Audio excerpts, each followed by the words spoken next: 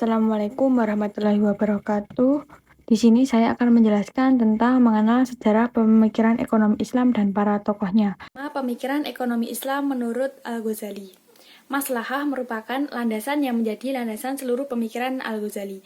Dalam teori ekonomi Islam, maslahah sering disamakan dengan konsep utilitas dalam teori ekonomi Barat. Al-Ghazali menyimpulkan 3 klausa utama dalam berekonomi. Yang pertama, pemenuhan kebutuhan harus difokuskan pada pemenuhan kebutuhan lahiriah dan batiniah yang dituntut untuk mengutamakan akhirat ketimbang dunia. Yang kedua, bahwa setiap orang bertanggung jawab atas pemenuhan kebutuhannya masing-masing dan harus mengusahakan semaksimal mungkin. Yang ketiga, etika dalam norma dalam hal-hal yang akan dikonsumsi harus selalu merujuk pada tuntutan syariat dengan mengkonsumsi yang halal dan thayyib. Pokok topik aktivitas ekonomi. Yang pertama, perdagangan sukarela atau antara din dan evolusi pasar. Al-Ghazali cukup menjelaskan secara terperinci mengenai gagasan konsep perdagangan yang timbul dari reaksi penawaran dan permintaan yang menentukan akan harga dan laba yang akan diperoleh di dalamnya.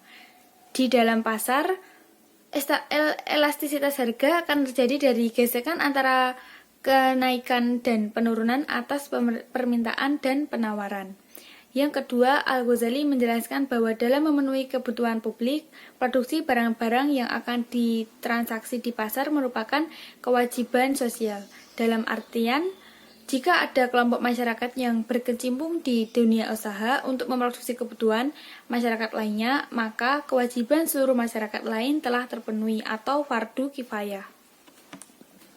Barter dan evolusi uang. Al-Ghazali menjelaskan bahwa transaksi barter memiliki kelemahan. Di antaranya, yang pertama, tidak adanya kesamaan nilai yang standar. Yang kedua, keterpisahan antara nilai barang. Yang ketiga, tubrukan keinginan ganda. Ketiga permasalahan inilah yang kemudian mendorong terjadinya evolusi uang sebagai alat bayar dalam memitigasi problem dari barter. Yang keempat, peranan negara dan keuangan publik. Secara umum, keuangan publik merupakan pendapatan negara untuk membantu dalam meningkatkan kemakmuran suatu negara. Al-Ghazali menjelaskan dengan melalui peran negara dapat melacak harta-harta yang ada di masyarakat, terutama harta yang tidak memiliki ahli waris untuk dikelola demi kepentingan publik. Selanjutnya, pemikiran Islam Ibnu Taimiyah. Pemikiran ekonomi Ibnu Taimiyah banyak terfokus kepada ekonomi makro, khususnya terkait dengan pemerintah dan mekanisme pasar. Asas keadilan dan kemaslahatan menjadi hal penting dalam pemikirannya. Demikian pula fungsi dari negara sebagai lembaga yang mengayomi warga negaranya harus berjalan secara optimal. Tujuan utamanya adalah agar masyarakat mampu untuk melaksanakan aktivitas ekonomi dengan baik dan terpenuhi seluruh kebutuhannya serta tidak ada kezoliman yang terjadi di tengah masyarakat. Berikut beberapa contoh pemikiran ekonomi dari Ibnu Taimiyah yang diambil dari kitab Majmu' Fatawa dan kitab Al-Hizbah. Yang pertama, peranan pemerintah dalam ekonomi. Yang kedua, uang dan kebijakan moneter. Yang ketiga, mekanisme pasar.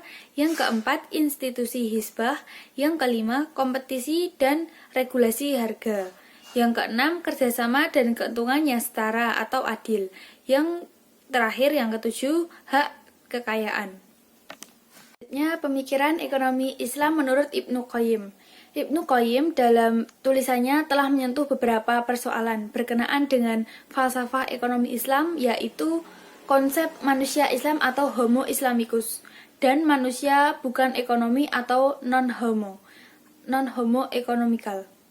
Konsep keadilan dan nilai-nilai etika dalam ekonomi, aktivitas-aktivitas ekonomi, kerjasama dan kesejahteraan buruh, kepemilikan harta kekayaan oleh individu dari peranan kerajaan dalam ekonomi. Berikut beberapa pemikiran Ibnu Qayyim. Yang pertama, manusia Islam. Yang kedua, keadilan. Yang ketiga, nilai-nilai etika dalam kegiatan ekonomi. Yang keempat, aktivitas-aktivitas ekonomi.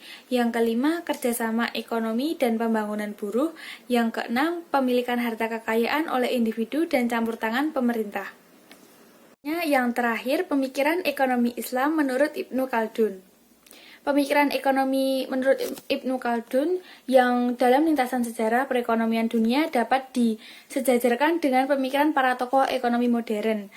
Wawasan Ibnu Khaldun terhadap beberapa prinsip-prinsip ekonomi sangat dalam dan jauh ke depan, sehingga sejumlah teori yang dikemukakannya hampir 6 abad yang lalu sampai sekarang tidak diragukan merupakan perintis dari beberapa formula teori modern. Beberapa pemikiran Ibnu Khaldun. Yang pertama, persoalan ekonomi. Yang kedua, usaha pribadi dan perusahaan umum. Yang ketiga, mata uang memegang peranan penting. Yang keempat, soal-soal ekonomi dalam 33 pasal. Kesimpulan mengenai penjelasan ini dapat disimpulkan bahwa pemikiran ekonomi Islam oleh Al-Ghazali, Ibnu Taimiyah, Ibnu Qayyim, dan Ibnu Khaldun adalah bagian integral dari ajaran Islam yang telah berlangsung sejak diturunkannya Al-Quran. Mereka adalah beberapa tokoh utama dalam perkembangan pemikiran ekonomi Islam, dan kontribusi mereka terhadap bidang ini sangat signifikan. Apabila ada kesalahan, saya mohon maaf. Wassalamualaikum warahmatullahi wabarakatuh.